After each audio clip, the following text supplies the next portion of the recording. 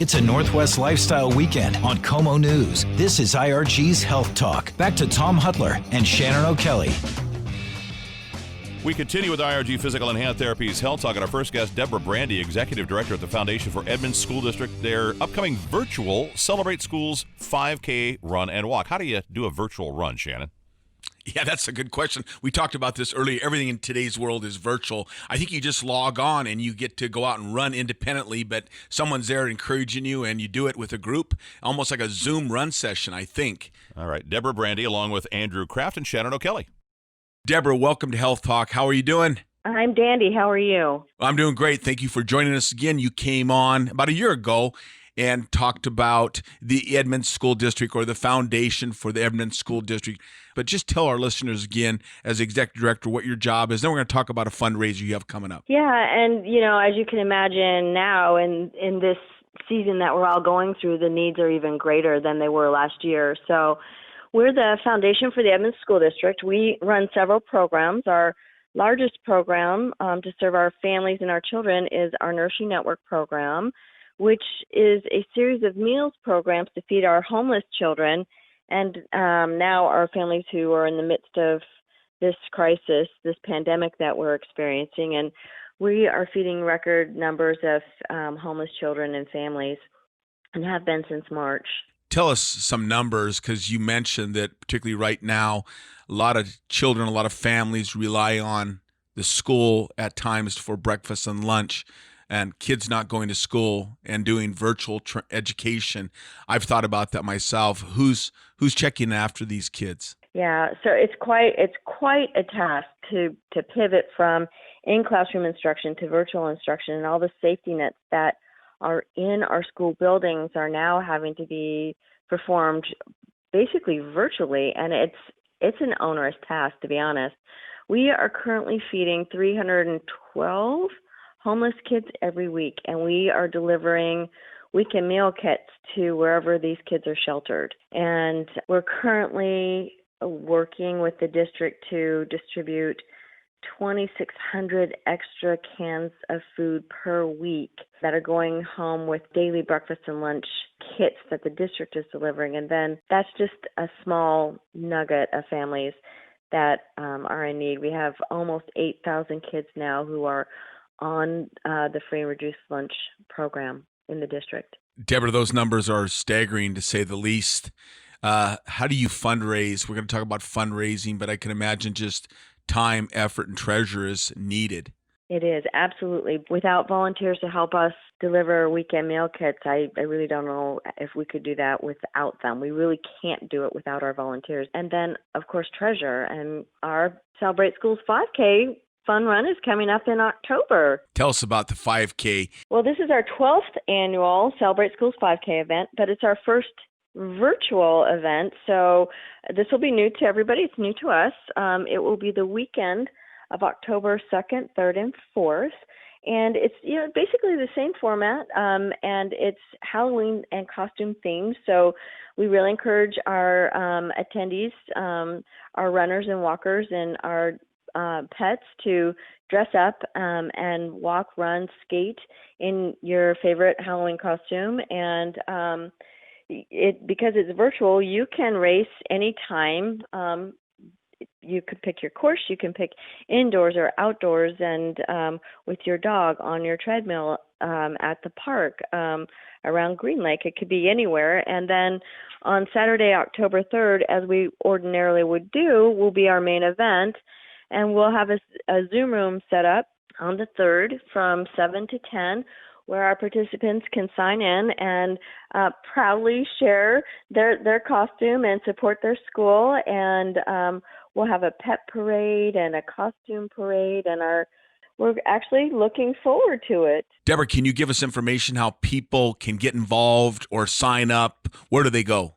Yeah, go to our website, foundationesd.org, and under the tab that says Ways to Give is our Celebrate Schools 5K option. Select that, and it will give you all of the information for our event and how to register and how to virtually run a 5K. Well, Deborah, thank you for your information, and more importantly, thank you for what you do. I'm so glad there's people out there and organizations and foundations that are emphasizing taking care of each other. Thank you. You are so very welcome, and thank you. Back with more, Deborah Brandy, Andrew Kraft, Shannon O'Kelly after this time out on Como. It's a Northwest Lifestyle Weekend on Como News. IRG's Health Talk continues. We continue our conversation about the virtual 5K run with Deborah Brandy, Andrew Kraft, and Shannon O'Kelly. Andrew Kraft, athletic trainer for IRG here. Your job is taking care of athletes, taking care of all kinds of athletes, whether it's young, high school athletes, collegiate athletes, recreational athletes, and a lot of people. We just talked to Deborah Brandy from the executive director of the Edmonds School Foundation, and she was talking about a 5K run that's going to be held virtually October 2nd, 3rd, and 4th. We wanted to get you on to talk about training and preparing and stretching if I'm thinking about going out and running and starting to run and preparing for a 5K. Tell us what we should be doing. Sure. A 5K is a great distance to start getting into fun runs and longer runs. What I always tell everyone when they're starting to train is run for time. Don't try and run for distance. A 5K is 3.1 miles. Don't think of it that way. I'd say start out maybe a month and a half before. Run for 5 minutes, take a little break, walk 5 minutes again, and then 2 or 3 times a week, increase that time. And then before you know it, you're running for 20 to 30 minutes and you're going to be finished in that 5K breathless. A lot of people start running. I've seen it over the years. They start running. They experience maybe a little ache or pain. They have some symptoms and they get discouraged and they stop. So how do I progress if I have an issue? Obviously preparing, conditioning, stretching, icing, all those things. But so many people have good intentions. They want to do those 5Ks. They get started training. All of a sudden they develop knee pain or they get some kind of symptom and they stop. Sure. And I think especially if you haven't been running before, a little bit of discomfort is normal.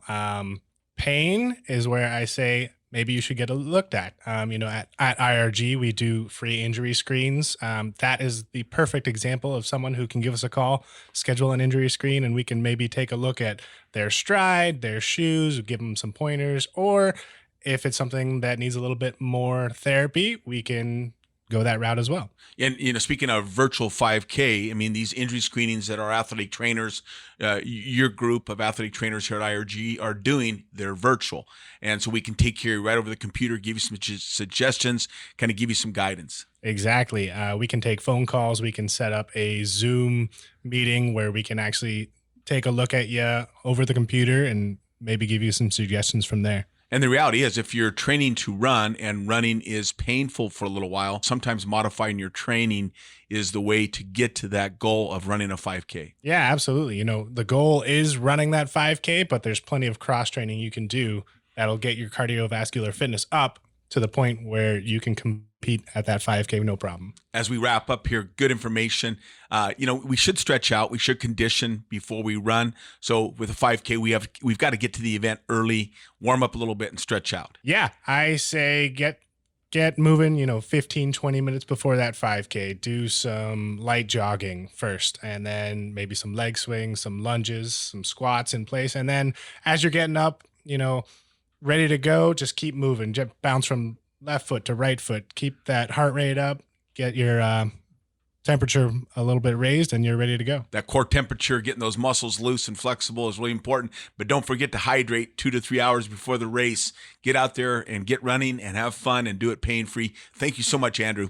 Thank you. All right, you heard Deborah Brandy and Andrew Kraft, who, of course, is a performance manager at IRG, and it's important about getting ready for these runs, whether it's virtual or out on the road. Yeah, we talked about this earlier, the need to prepare and stretch and warm up before any activity. All right. More information, by the way, at foundationesd.org. Our next guest right after this time out on Como.